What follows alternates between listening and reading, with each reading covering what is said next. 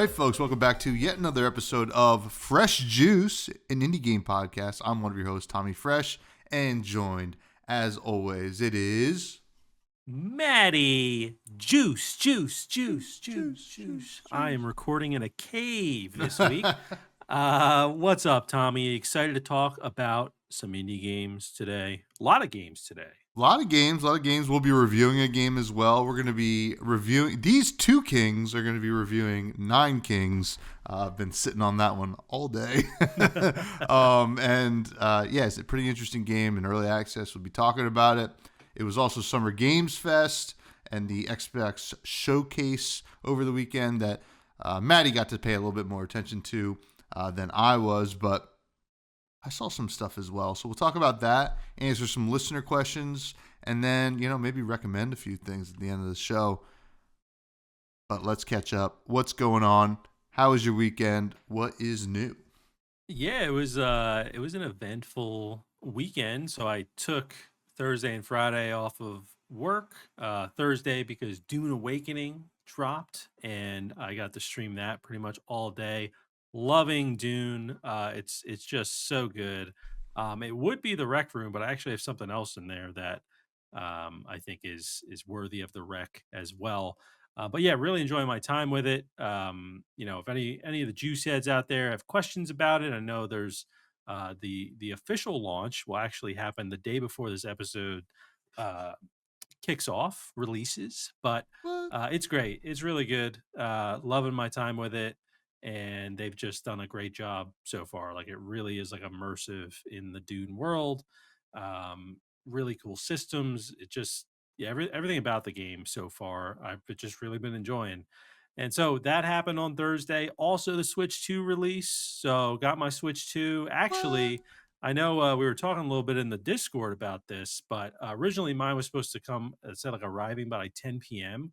Well, I woke up and my wife was like, "Hey, where did you get your Switch from?" I was like, "Oh, Walmart." She's like, "Oh, there's a Walmart package that arrived at 5:30 this morning." I was like, "Oh, okay." Oh my God. So I was like, "Oh, that's awesome." So went down there and checked it out.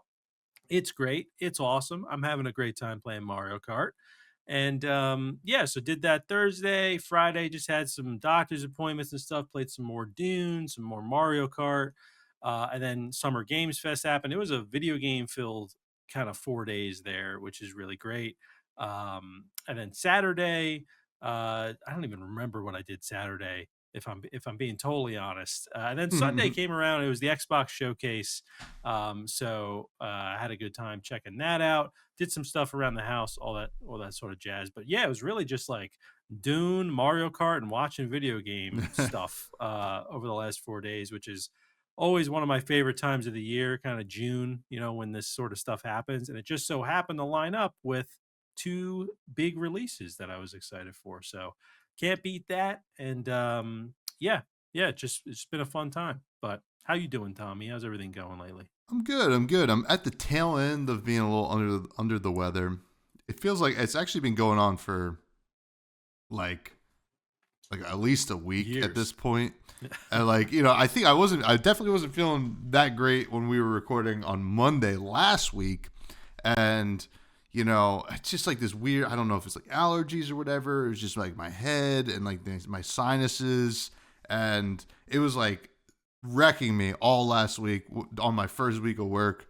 And finally today I'm feeling a little bit better, but it was like a weird thing. It wasn't like COVID or anything like that. It was just, I just wasn't feeling good. And I don't know, maybe it was all the stress from stuff, but I did have a good week though, despite all that at work. And Thursday night went over to my buddies. We watched the game 1 of the NBA finals. It was an insane game.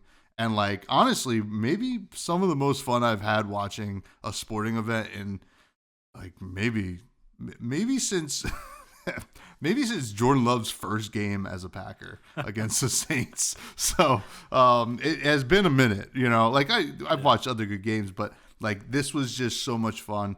Game 2 wasn't as great. I was also really tired, so I went to bed early that night. It looked like I should, I didn't miss much, but on Saturday, went to my buddy Will's house. Hadn't seen him in a minute. his wife and baby are overseas right now, so he's just trying to hang out with some people. So went over, we played like a couple board games. We played Ascension, if anybody knows what that is. Played a couple games that I've made. Got his thoughts on it, which I always like to get. And then a lot of Switch, right? We're big Mario Tennis Aces fans. So, like when we get into that game, like it's like the true battlegrounds. It's like it was like Sinner versus Alcaraz at the French Open this past weekend. So, except I'm Waluigi doing the moonwalk on the court. So, yeah, it was good. It was a good weekend. The Switch 2 came for me a day later than everybody else, unfortunately. But yeah, it's so funny. I knew it came, and I was at work, and I was going to the gym before I came home. And normally, like, the gym goes by pretty quick for me, but that was like, it felt like the longest gym session ever. I'm like, man, maybe I don't need to do this exercise. And then I'm like, no, this is the Switch 2 talking. So got back, played Mario Kart with Lady Fresh. It was fun.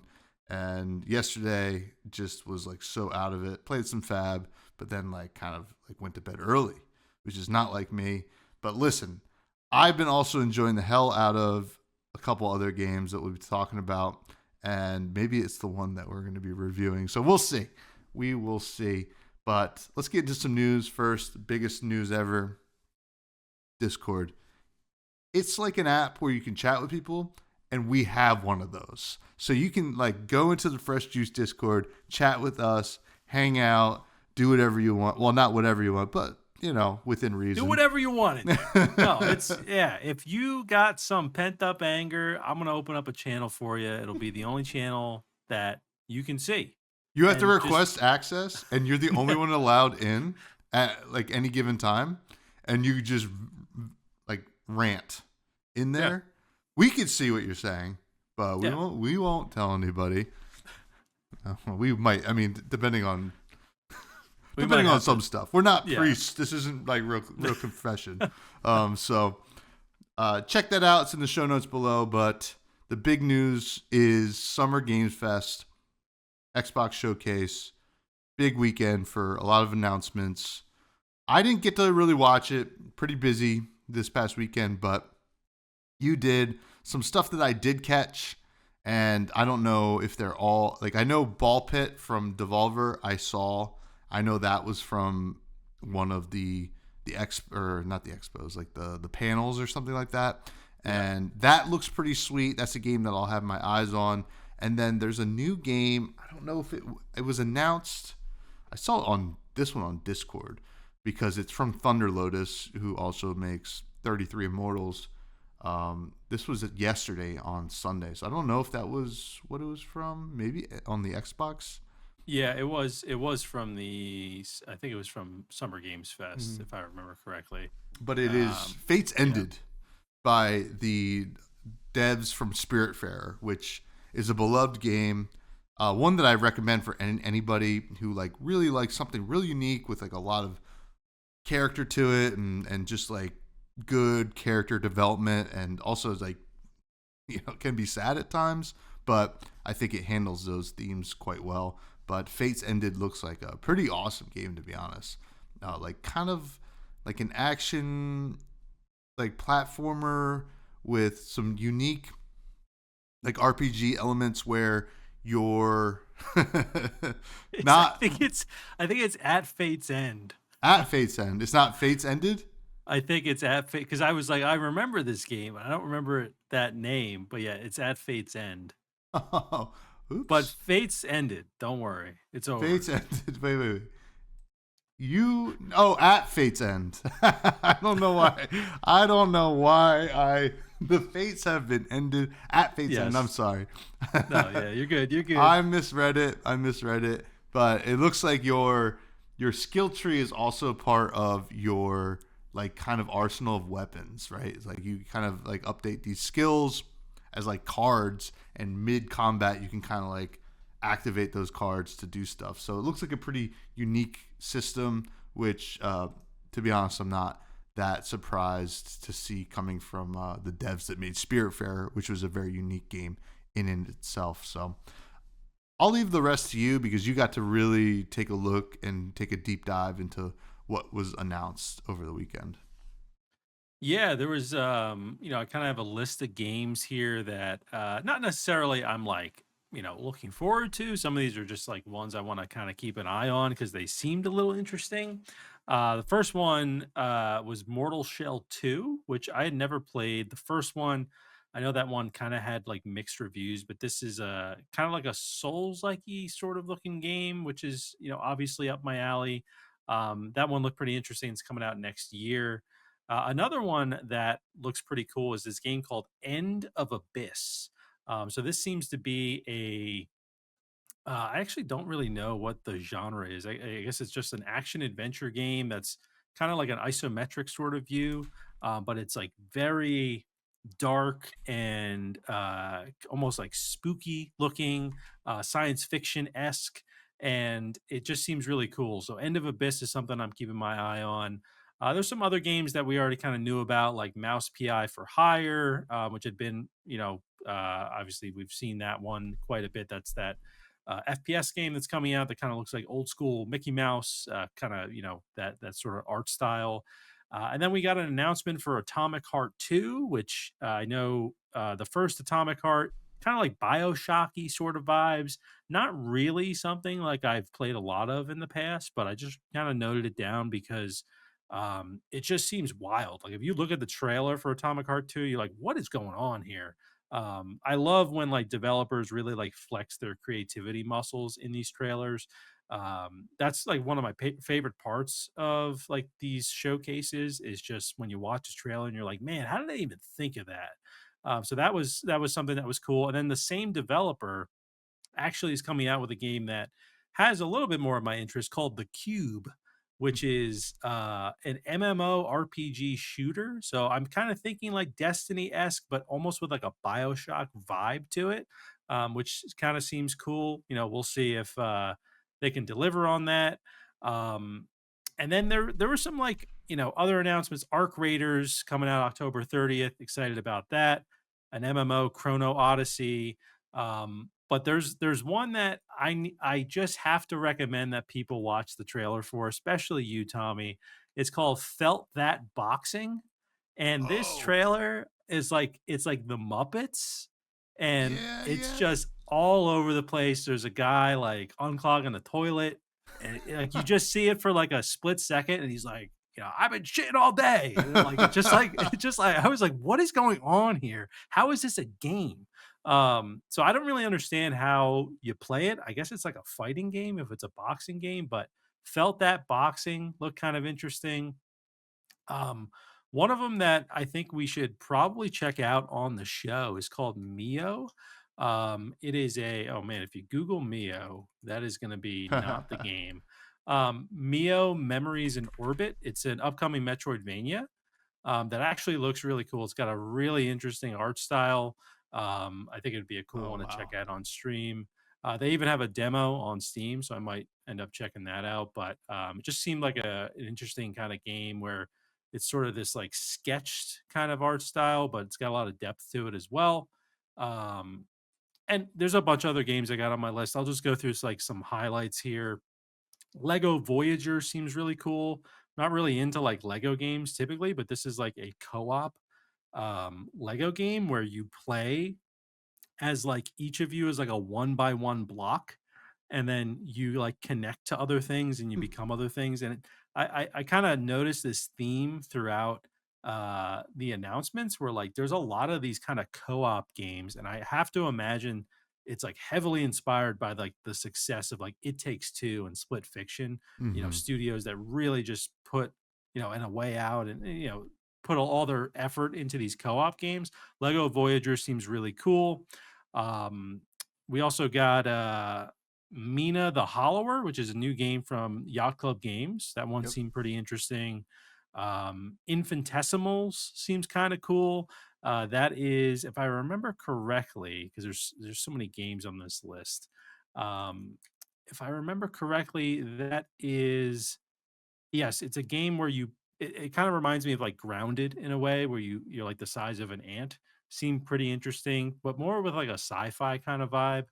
Um, and then honestly, the biggest announcement for me for the whole weekend is, speaking of Grounded, Grounded 2 was announced. Mm. I'm a big Grounded fan. I was talking with our buddy Pat about it. He's a big Grounded fan. We were just losing our shit over it. We can't wait for Grounded 2. Early access, July 29th. I'll definitely be streaming it, be playing it. Cannot wait. The Grounded one is just such a great game, and they put so much like heart and soul into it. I just can't wait to play the second one. They also announced like a handheld kind of Xbox sort of thing. It's like Steam Deckish, which is interesting. But yeah, overall, I mean, there's some good announcements. Super Meat Boy 3D as well. We can kind of get into all of them if we want to. But I think one of the listener questions is going to be asking about the Summer Games Fest. So I'm not going to go into like how I feel about it right now Yeah. with all the announcements. But um, yeah, there were definitely a handful of games there that I want to keep an eye on. But also a handful of games where I'm like, I could care less about this. Yeah. So, Yeah. yeah, so I'll talk a little bit more about my thoughts later. But any of those that as we were going over them, that kind of jumped out to you if you were looking them up. Well, I saw some stuff like I think on TikTok about felt that boxing. It was like Hmm. this is a game, which is like awesome. I think that's really sweet. I hope I hope it's good because it is really unique. I just looked up Mio while you were talking. That looks beautiful. My Yeah. God, I might have to try out that demo as well.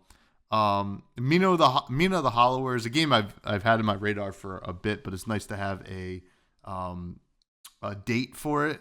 Finally, I was a big Shovel Knight fan, or I still am, so pretty excited to see what else comes from Yacht Club Games there. And then, yeah, I mean, I saw Super Meat Boy 3D. That was pretty exciting. I never actually played Super Meat Boy, or at least, I mean, I played a little bit of it maybe, and but the craziest thing is the new Game Freak game. Did you see that? What I might have missed that it was from Game Freak. What was the name of that one? Beast of Reincarnation. Oh, I think I did see that. I don't know This how is much I was paying attention this though. is okay. It looks like a Souls like of sorts, right? With like pretty intense graphics, really really imaginative, really cool looking. It's from Game Freak. Is making people go, okay, why do these Pokemon games suck? Yeah. Is this what you're working on instead? Like, why do Yeah. you guys have to make the Pokemon games if you're going to do this instead? It's Right. very interesting. And the game looks really awesome. I mean, I would recommend looking at the trailer, but it is a company that is known for one thing, right?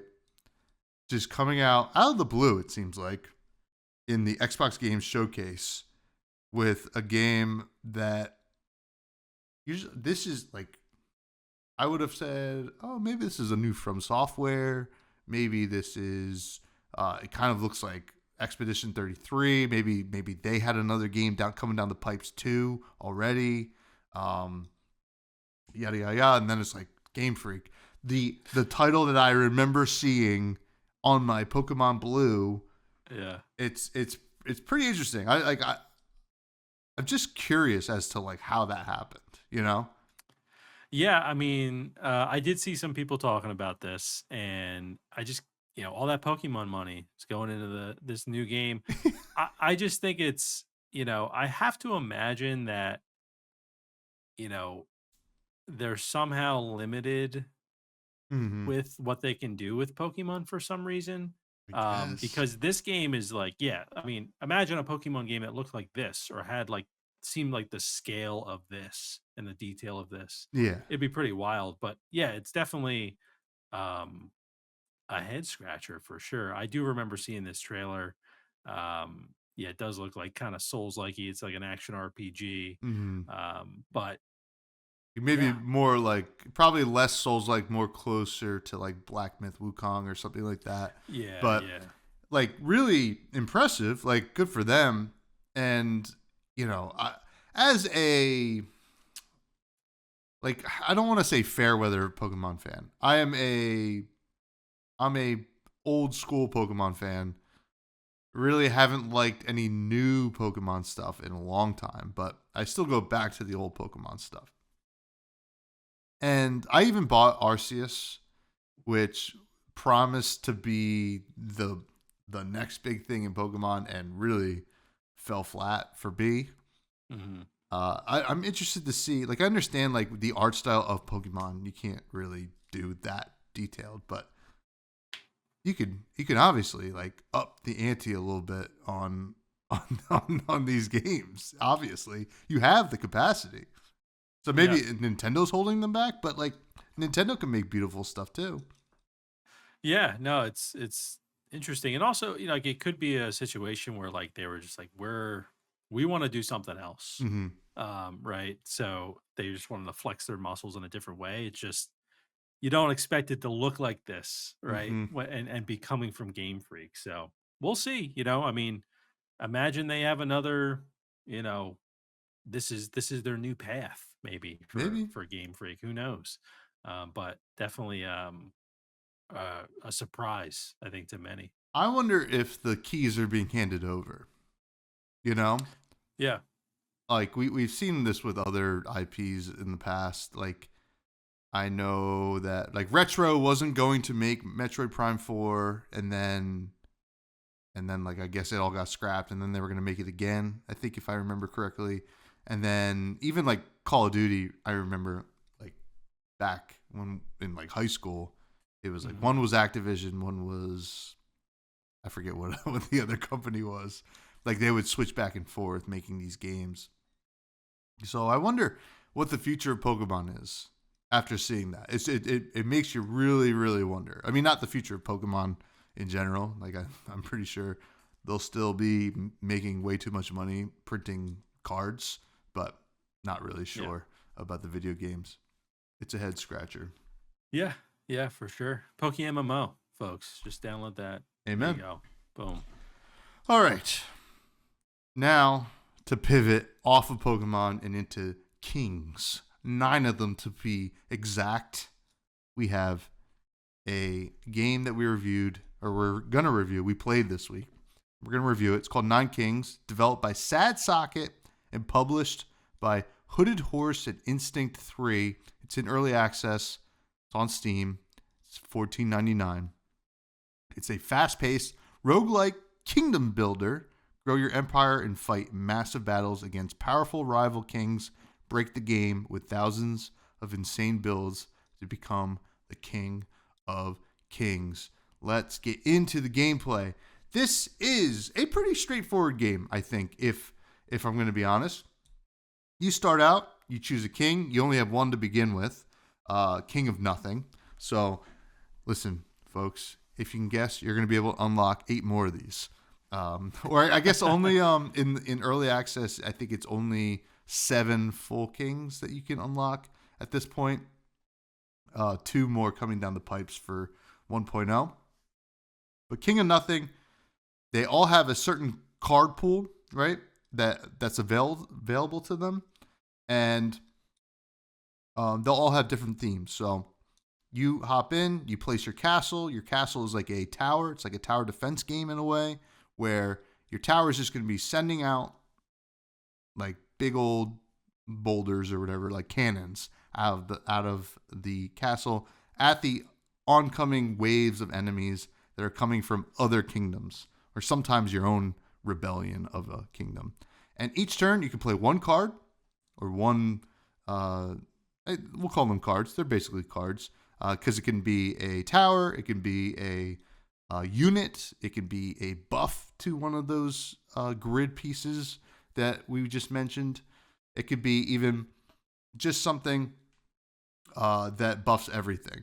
So every turn or every round, you're going to fight a wave of enemies from your own kingdom or one of the 2 random kingdoms that your run starts with, and you will get a card from whatever kingdom you just beat. So if it was from the Kingdom of Greed, you'll get the 3 choices of cards from that card pool. And then you can build with those or the other 2 that you had before. Now, you always have to play cards down to 2 cards, right? So if you get more cards somehow, and there's ways to do that, you can play multiple cards in a turn. It's kind of the goal here to be able to do that. So you have X amount of years. Each year you go through is a round, and you're trying to get to the end battle, basically. There's a couple shops along the way where you can buy new cards, etc., etc. And then there's also a blessing system where randomly they'll be like, there's been a prophecy, and X amount of grid spots are going to get this buff in 9 years. So you have to think about that and what you're placing there. You got to think about this kind of strategy. And, at the beginning, it's going to be really easy. This is going to be a pretty easy game. It's going to kind of play itself, but there is a lot of difficulties that you unlock. So if you get hooked on this game, eventually it's going to be really hard. And I'm at the point where it's pretty hard. I'm at the Duke difficulty, and like where the first couple difficulties you kind of breeze through a little bit. You're just kind of having fun, having a good time. Then you get to the hard ones, you're like, oh, I actually have to think now.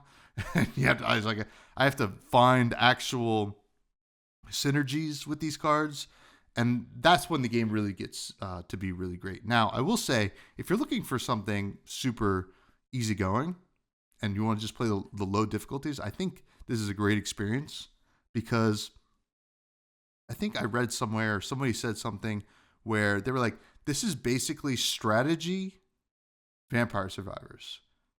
Like, a lot going on. You don't have to actually do much, but you can think a little bit if you want. It can just kind of be that experience for you. And you can kind of put the speed on high and put the attacking at auto, because you can aim your castle technically, but if you put it on auto, it'll just shoot wherever. And yeah, I don't know. I really enjoyed the gameplay here. I played a lot of it, to be honest, and I'll continue playing it because it is really interesting, especially when you get to unlock other kings, because they have their own unique card pool that you can mess around with, and you get a little taste of them on like the basic run, but you don't get to see some like the true synergy of that it all coming together if it was your own king.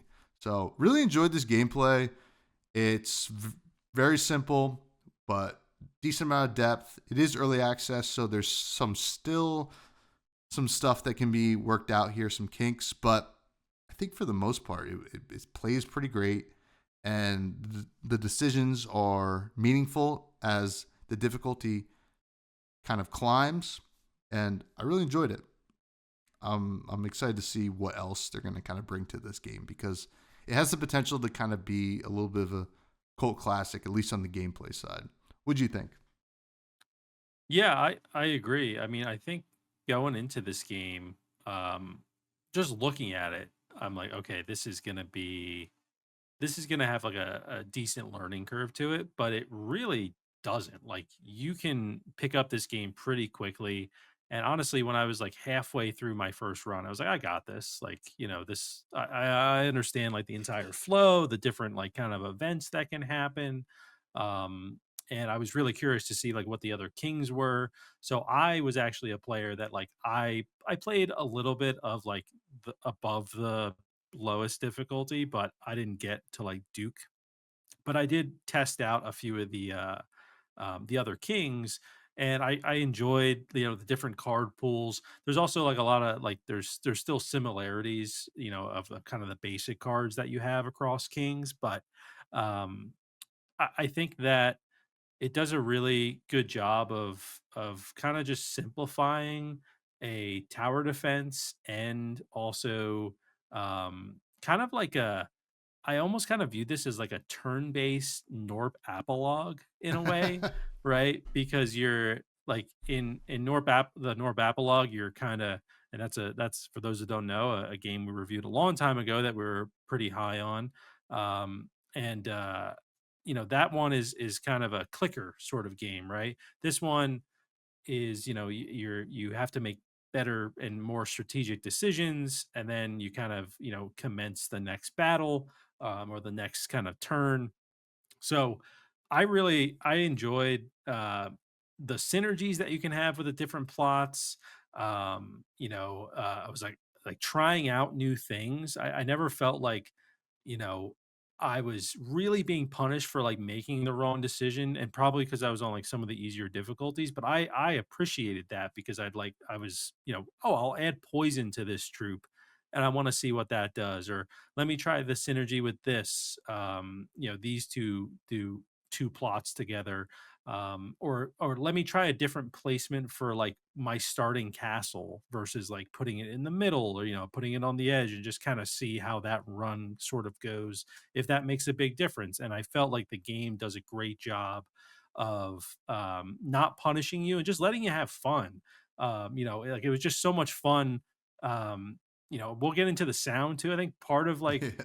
the whimsical nature of this game too is with the sound. But yeah, the gameplay, easy to understand. Um, I really like that you can control, where your castle shooting, or whatever it is you're, if you're shooting rocks, or you're like lightning bolts, or whatever it might be, from your kind of main castle or hub. That you first place down. I like that you can control where that's going, because it kind of makes it feel like, you can put the auto on, but it makes it feel like you're doing something to help as well. It's Mhm. not just the synergies that you've placed down and the cards you've placed down, and now you're like, okay, go battle for me. It's not. It is mostly an auto battler, but I appreciate that they give you a little bit of control there as well. Because it was just like satisfying to know that like I'm helping out, like I'm the king helping out all these troops in the easiest way possible. But I just like that little touch there as well. And then I also enjoyed, knowing what was kind of coming next, like the blessings that you mentioned, where you got to think 9 turns ahead, and then just knowing that you have like a shop coming up, and you kind of have that timeline at the top. Like I think it's really laid out in a super easy to understand way. And that's great because, like I said, looking at the game at first, I was like, this is going to be a little bit more complicated, and it really ended up not being that. So I did play a little bit more on like the easier side, but I agree. Like I think, hearing you talk about how difficult the game can be makes me want to try those harder difficulties, but knowing that I can always just revert back, and if I just want to kill some time and sit back and relax, I can just play this game on an easier difficulty, and it's still a lot of fun, and there's still some thinking that you have to do, and it's not just, you can place things down wherever you want. There's still like synergies that you probably want to have, when you're building out, on the easier difficulties as well. So yeah, I'm really happy with the gameplay, excited to see where they take it from here. The only note I kind of had is that, um they mention like even in the description of the game, I think, like you fight massive battles against powerful rival kings. I don't know. I never felt like the battles were massive. Maybe it's because I'm on the easier difficulties. I'm not sure if like you get a lot more plots on the harder difficulties. But I kind of felt like I didn't really have like a huge kingdom. I just kind of felt like, it was still kind of like a smaller sort of kingdom. So I don't know if there's like, is there any more from your perspective with the harder difficulties, where like you're getting plots more often and you're able to expand, um, you know, wider than you do on the easier difficulties? So when you level up in this game, you get perks, and some of the perks add like starting new plots, and you get like automatically a couple plots added, but then there's cards in the game that will let you add plots. So you can Yeah. get to a pretty big like sized land, especially if, you know, you're on a certain run where maybe you hit uh like a shop and you're able to buy a lot of cards and then just place them all, and all of a sudden like the normal like 3 by 3 grid is going to feel a lot bigger. I think you can probably go out to uh 5x5, which is like Okay.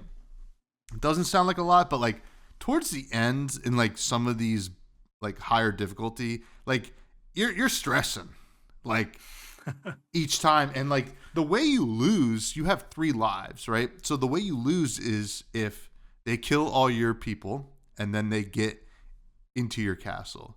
So like especially in the deeper difficulty levels, you'll be like, "Oh no, they killed everybody and they're coming at me," and you're just praying that your castle's going to deal enough damage to them before they get there. You're like, Yeah. "Oh my god." And the final battle is always kind of cool. Like you see like a giant king that shows up. So like when that happens, it does feel pretty epic. But I understand that thing. I think the only thing that I would like in this game a little bit more, and this is something that will probably come with just it being early access, is more cards, right? Yeah, for sure. That's just kind of like it's just kind of like, hey, we want to see more cards that we can play around with, and then I think a little bit clearer direction in the beginning, or at least a little bit better of a tutorial. It's a pretty easy game to play. There's no doubt, and you'll pick it up almost immediately. But it took like not an annoying amount of time, but like just enough time for me to realize like why can't I play all my cards, or why Hmm.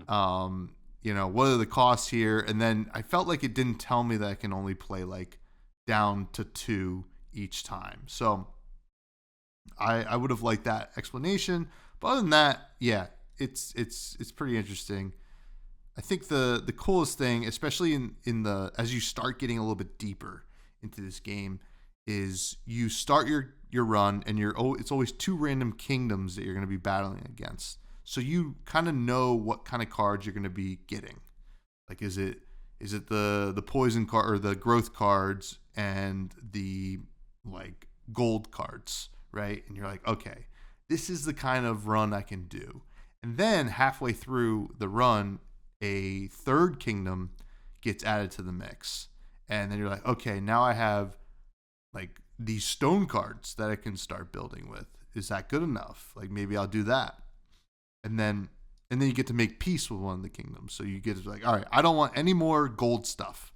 Get rid of that one. I'll just deal with the stone and the green ones. So there's a lot of depth there, and like I think I'm in the Discord and just reading what some other people say. I'm like, oh man, some people are way better at this than I am, and it's very interesting though. So I think there's a pretty high ceiling on this game, but yeah, at the higher difficulties, it feels more epic because it feels more meaningful because you're like, oh, because like I'm gonna die. Like even early game, you're like, Yeah. holy smokes, I didn't sit up good enough, and my guys are getting smoked. So Yeah. yeah. Now, one thing with this game though that I mean, I just hope doesn't hurt the longevity of it because, I agree from what I've seen, like there's a good amount of depth, but you're also at the end of the day, you're going to be limited to like 9 kings, right? Hmm. So if they ever wanted to add more, I guess they couldn't, right? Because of the name of the game. That would add more variety, but they could always just add more cards to the existing kings to try to, Yeah. keep things feeling fresh. But one of my first thoughts when I got into the game was what kings are available since it's early access. And then I was thinking, oh, I wonder if they'll add kings. And I'm like, oh, no, they probably won't because it's 9 kings. Yeah. So that's just something I don't know that we'll just have to see on how it unfolds. But I imagine, yeah, adding more cards to the game, like you mentioned, should be enough to keep up with like the variety of different runs you can have. Yeah. I think there's a couple interesting ways to get around the 9 king thing, because if you see, because they're all represented by like a playing card, right? And then the merchant is always a jack. Mhm. I don't know if we've seen any queens. So I could just be like, and there's 9 queens now. It's just Yeah, like, true. True. Yeah. and like, why not? There's a couple aces. You know what? Let's just make it Beltro. And but Yeah, no, I could. It seems like they landlocked themselves a little bit, but I think there's a lot of room to run here, Yeah. and I think people are really loving it. So, um, let's talk about the story. Newsflash: there really isn't one.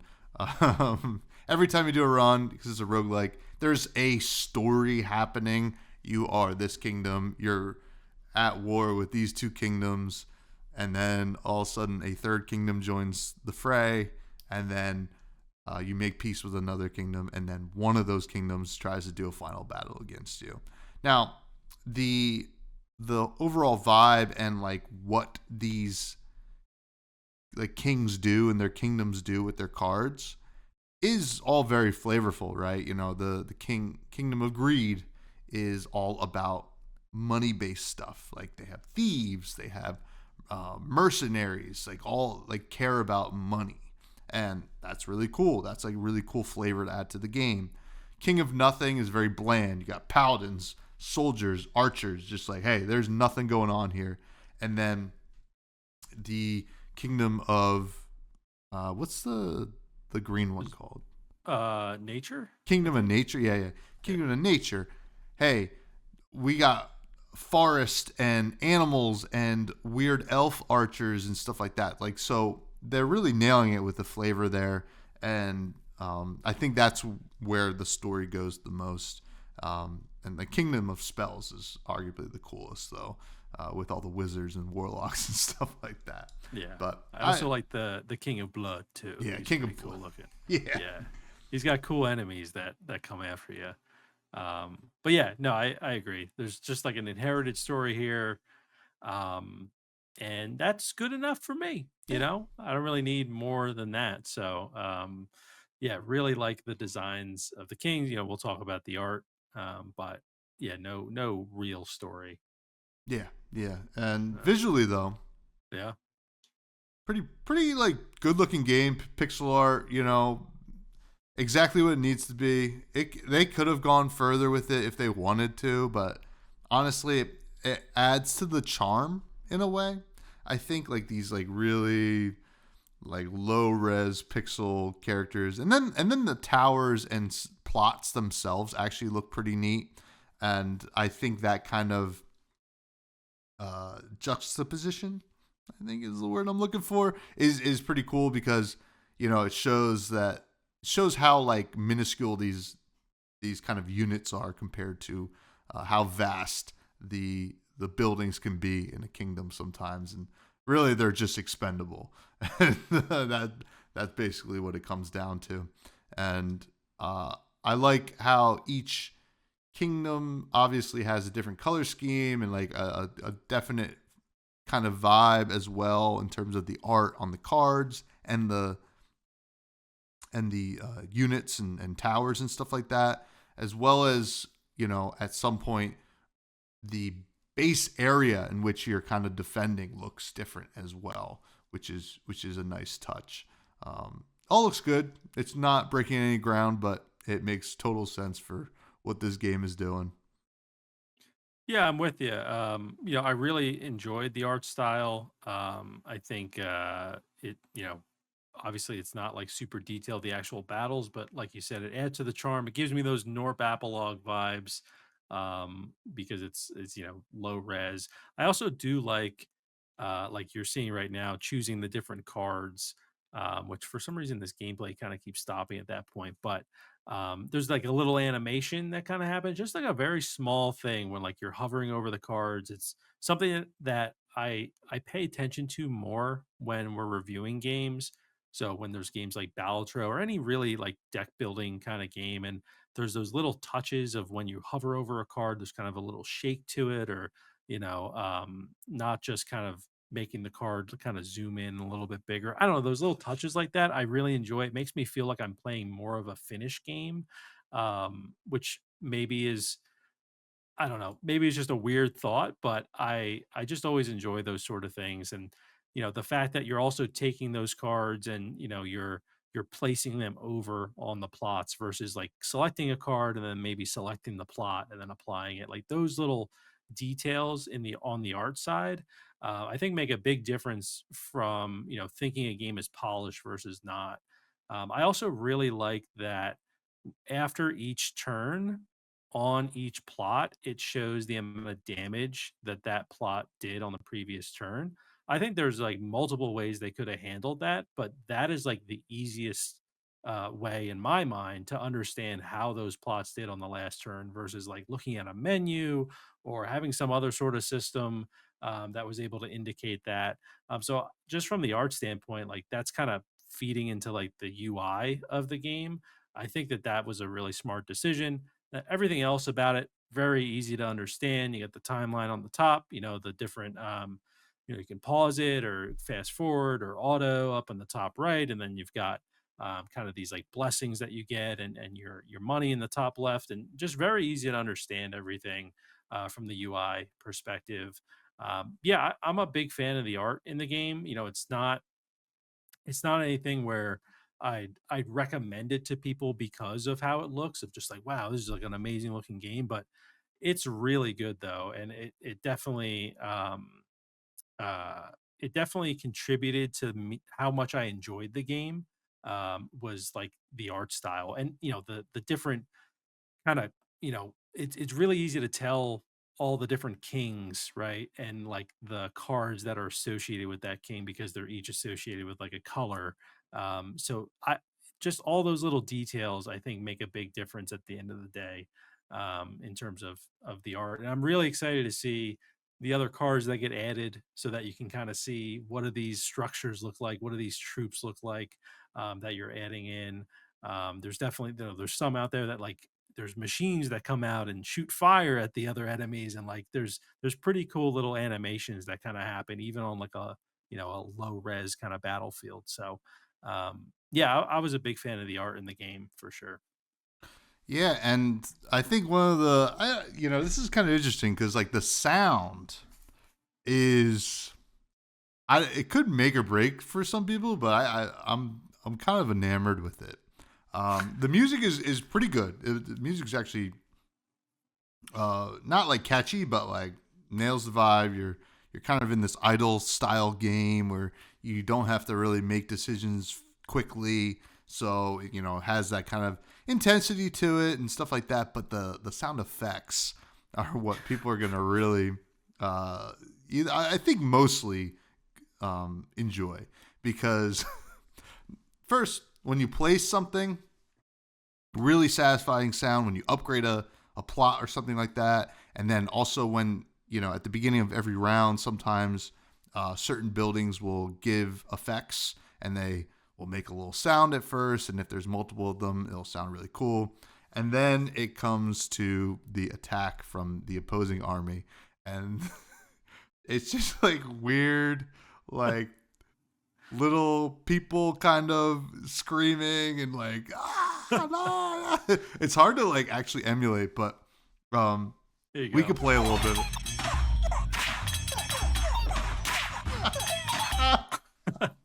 I There they mean, are. this is a game that I refuse to play muted Yeah. because it is so funny to me. Like, it doesn't really get old because I'm like, well, I gotta hear what's happening in this battle. It's pretty important to me. So I'm enjoying the hell out of that. I think it. I think some people might think it's annoying, but I think it's so cool. To be honest, because it is such a silly thing to like hear every single round, and I love silliness. Yeah, I'm with you. I agree about the soundtrack and everything. The highlight though is the attack sounds and the battle sounds that happen. I really enjoyed it as well. The only time I became like slightly annoyed with it was I was on like the super fast forward mode, and I was like, okay, this is just like I was just cruising through turns, and I was like, I'm gonna just put it to like regular fast forward because it just some of the battles are just like, yeah, just a lot of screaming within like just a few seconds. But it adds to the charm of the game.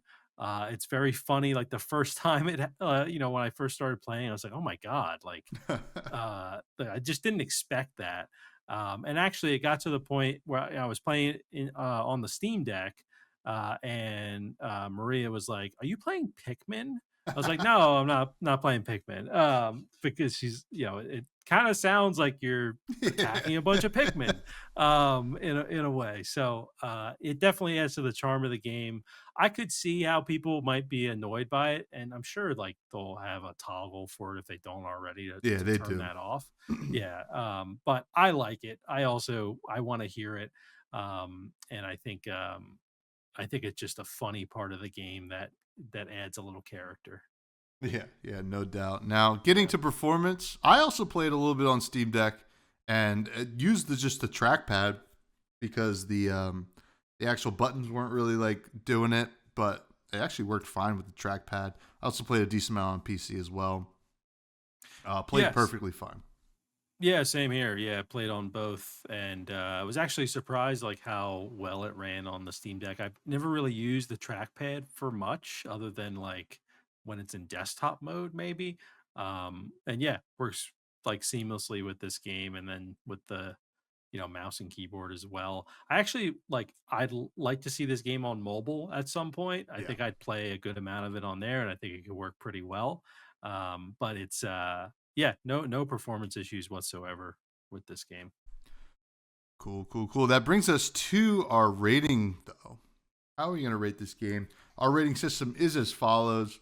It is at your top, it is certified fresh juice. These are games like Star Vaders, like Dawnfolk, Sworn, games that we really enjoy. We think they're great, and we keep revisiting them.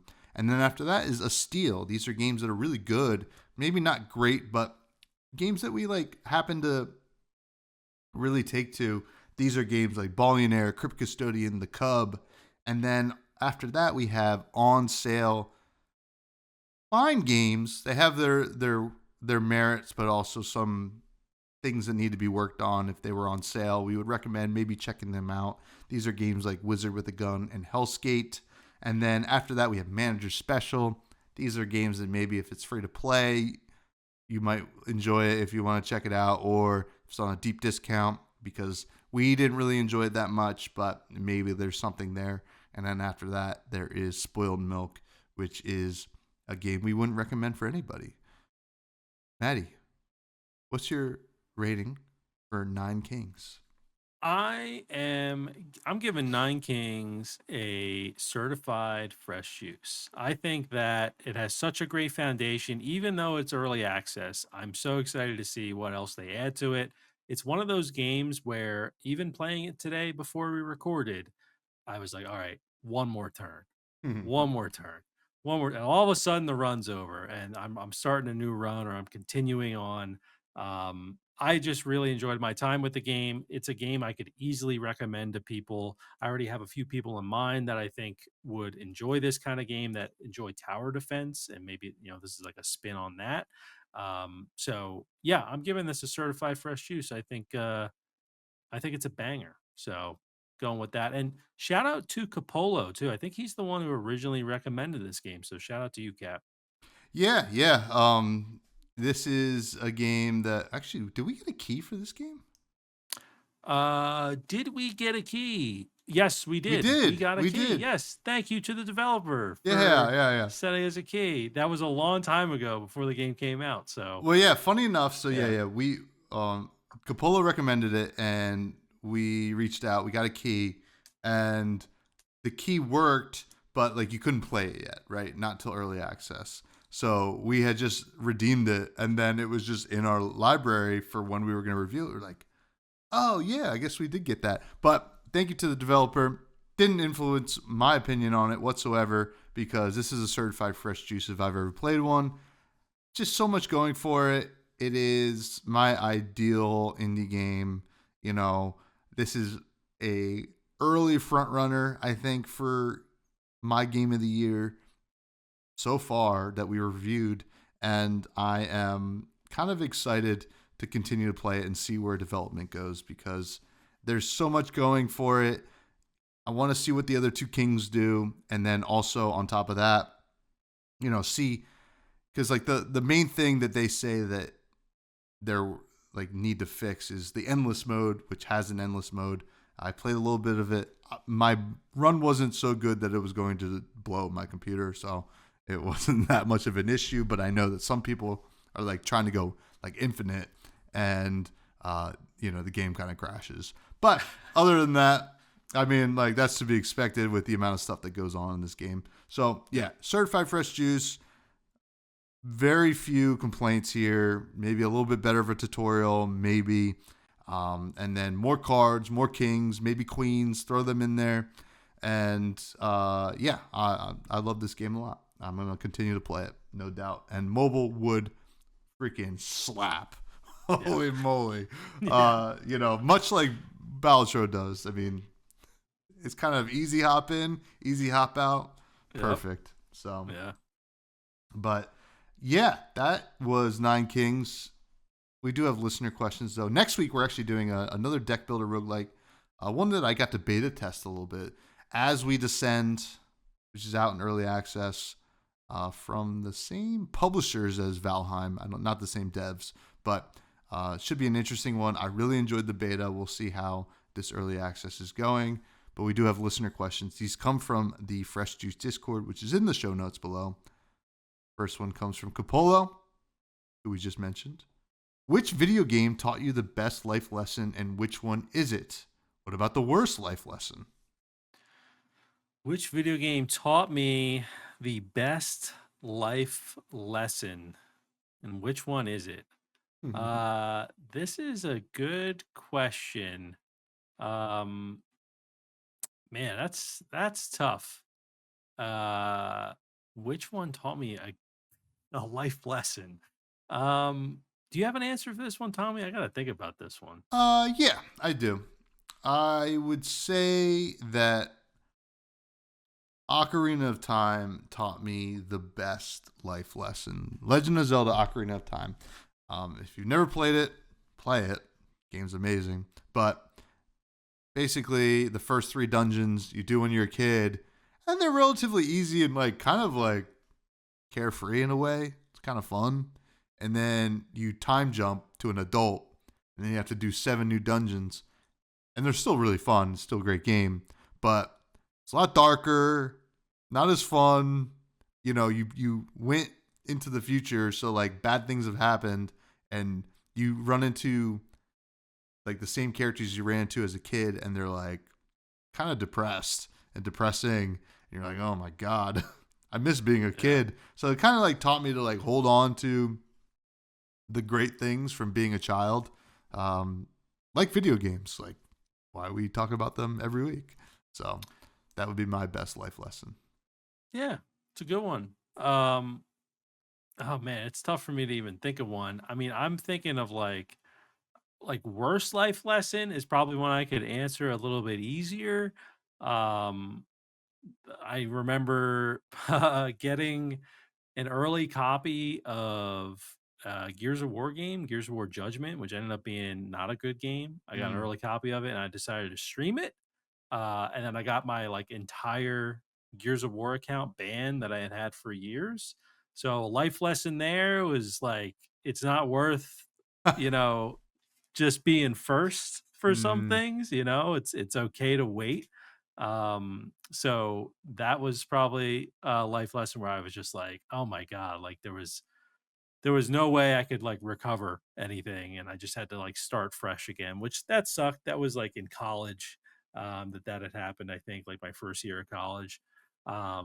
And then yeah, as far as like a best life lesson, I mean, I'm sure there's been a lot of games that have like taught me patience. Like probably Animal Crossing is like one of them, where like you kind of just have to wait, like throughout the seasons, throughout the days, unless you're doing like the time switch sort of thing.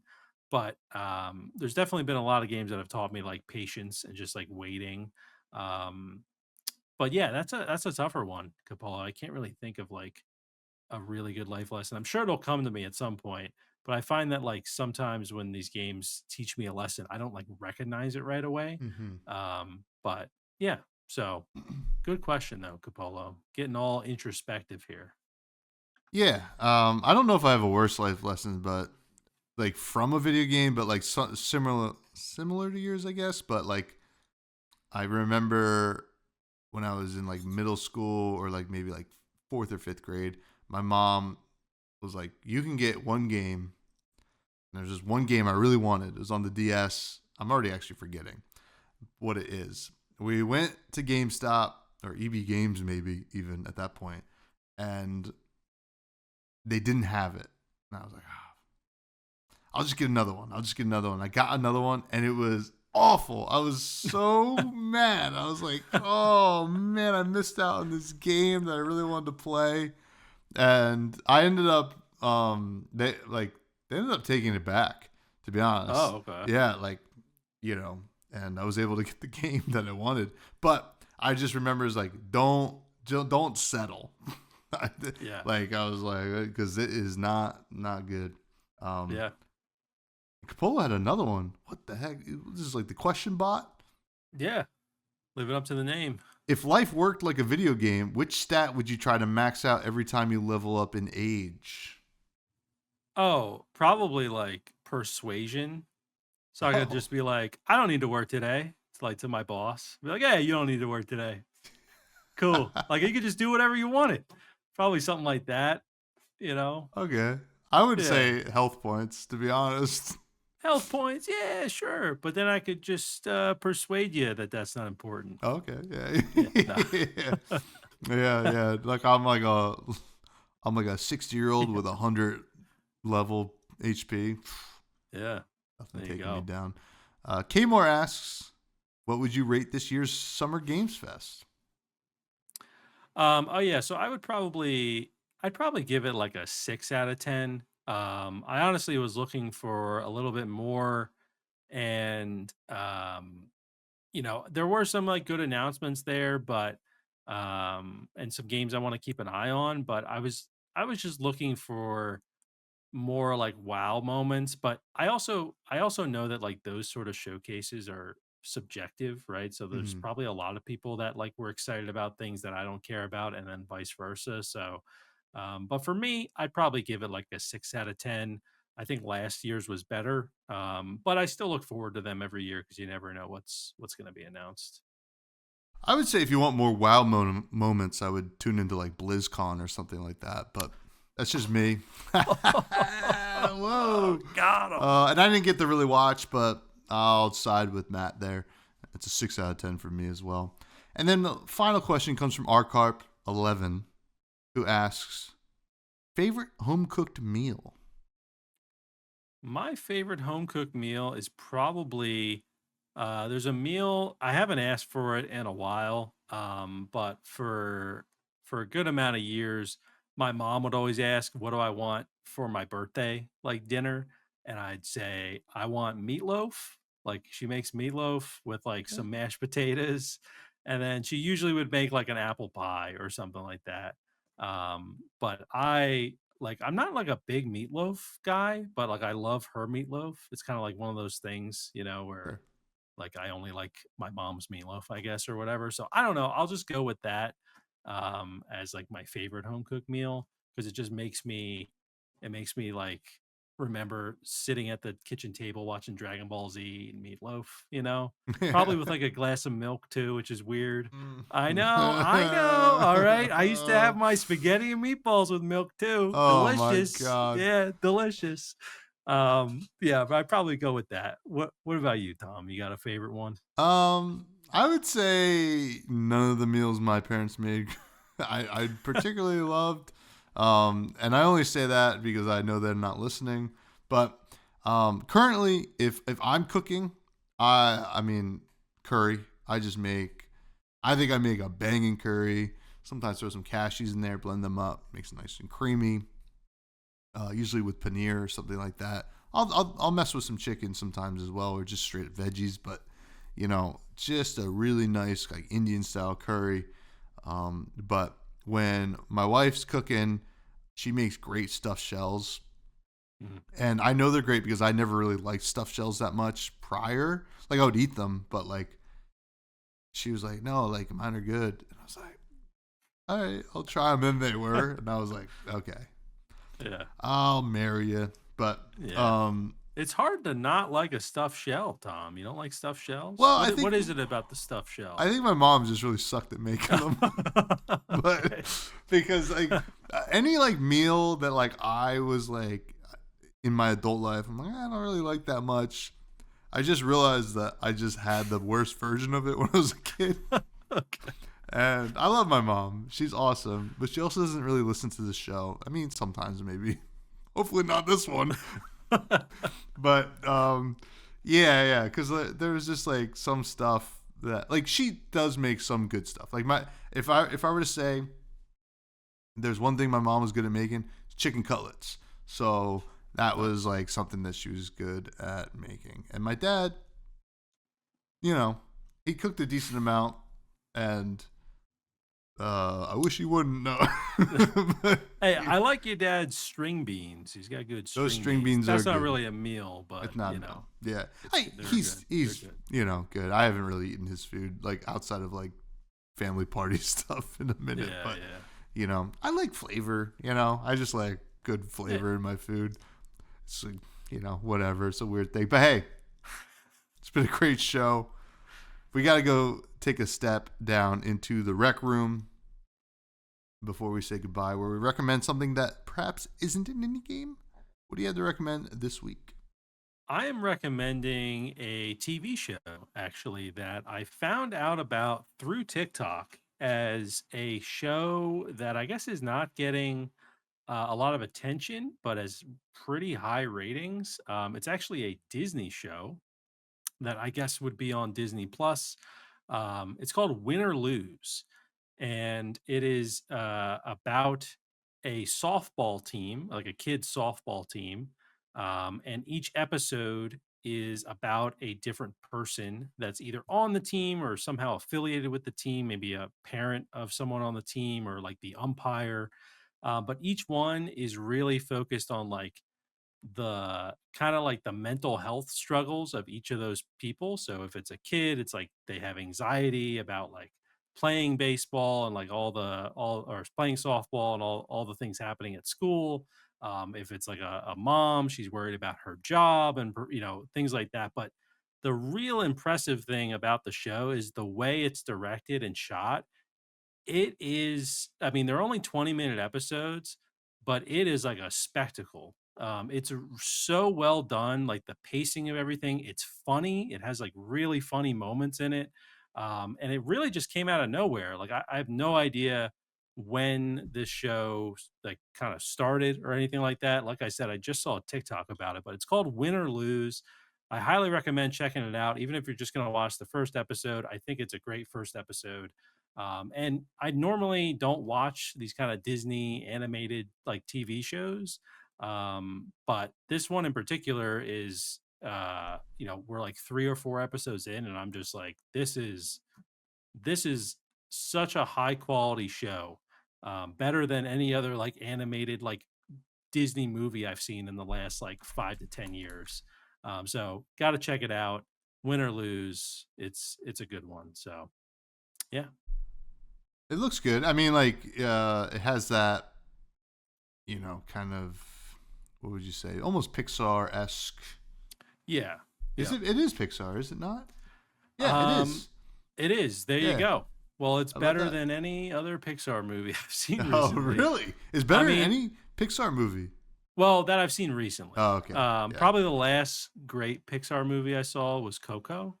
If I remember Was that correctly. Pixar? I think so. Coco? Or is that Let me just see. Disney? I mean, I haven't seen a Pixar movie since Inside Out. That was good. Yeah. Oh, maybe no, this is Coco was oh yeah, Coco was Pixar. Yeah. Okay. No, it looks good. I mean, Pixar's got a pretty good track record. A little less so now, I think, but Yeah. still But good. definitely recommend it though, and also the fact that like I like baseball. I just watched Moneyball again. So like this being Again, like yeah, this I there's always those movies I just like to put on and just kind of watch from time to time, and that's definitely one of them.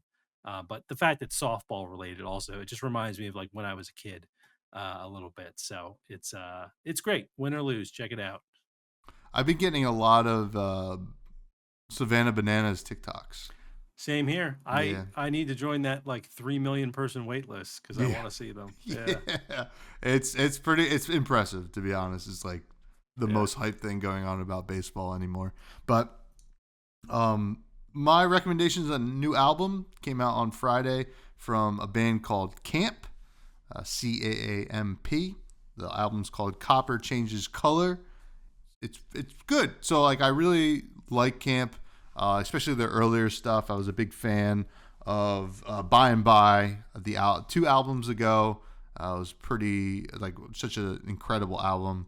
And then, not a huge fan of Lavender Days or whatever the one after that one was called. But, had some good songs here and there. But Copper Changes Color is kind of not a return to form. It definitely feels different. It has like a Strokesy kind of vibe, if you like the Strokes. But still has that kind of folky vibe that Camp brings. So, Strokey? I don't know. But it's good. I like 99% of the songs. I think there's just one I'm not a huge fan of, but it's just a nice, good, easy listening album to throw on. So check out Copper Changes Color by Camp. Hell yeah. I actually I saw that I got notified on Spotify about that one, so I did listen to a few tracks on there. It's pretty good. Pretty good. Yeah, Almost like pretty good. we recommend it. But, all right. Next week, as we descend, and tonight we descend into the juiciness of saying goodbye.